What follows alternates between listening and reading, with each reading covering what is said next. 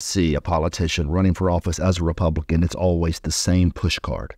Always. Here's the push card. Gun in hand, right? Bible here, okay? And they check these boxes. I'm a conservative. What they don't get to, though, is really the details. And I used to hear when I was a kid, the devil's in the details. Where are the details? They run as conservatives, and then they govern as Democrats. But they're able to fool you with that checkmate, right? That checklist. Well, you know, I have a gun in my hand. I must be pro-Second Amendment. I have a Bible in my hand. I must be pro-religion. They say they're fiscally conservative, but then they get there and they do whatever they're told to spend however they want to spend. But more importantly, along that same vein, what is it that we're after? What is it that we really are upset about? It's the compromise. It's the compromise. The dirtiest secret in the world is that compromise doesn't work in this modern age. Now, we're told it does, and we've been lied to for a century. Here's the lie. The lie is that you have to have compromise to get things done. Okay? Let's look at some evidence of that. Compromise to get things done. If the compromise is something as simple, let's say, for example, how much money we're going to spend on the Capitol curtains, you know, the decorations of the Capitol, the carpet, for instance. Or is there a compromise, for example, on how much a seat or a desk or a chair might cost?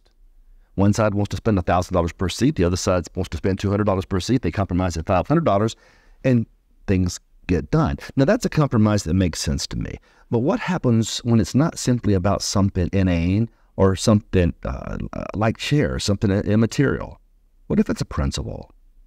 Because for the last 40 years, we've been told that we must compromise, and every single compromise I've seen always gave the liberals a break, an advantage.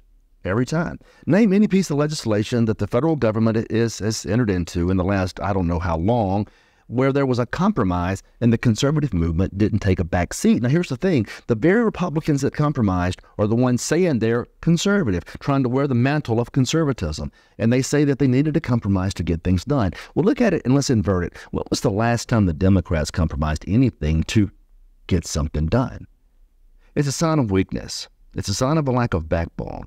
And our party has had it for an awfully long time. And we hide behind the push cards, and we hide behind the pictures, we hide behind the guns in our hands, and we argue that we had to do what we had to do because it was impossible to get things done. But if you're paying attention to society, if you're paying attention to the modern age of politics, you realize that the two sides could not be further from one another. One side seeks the destruction, it seems to me. Jack, you tell me if I'm wrong here. One side seeks the destruction, it seems to me, of the very foundational principles of this country. What do they say? Evil, inherently problematic or racist, right? There's this class warfare struggle they've brought to the forefront, just like with Marxism. And they want to basically disarm, unravel, crumble the foundations of the country, the very principles we all believe in.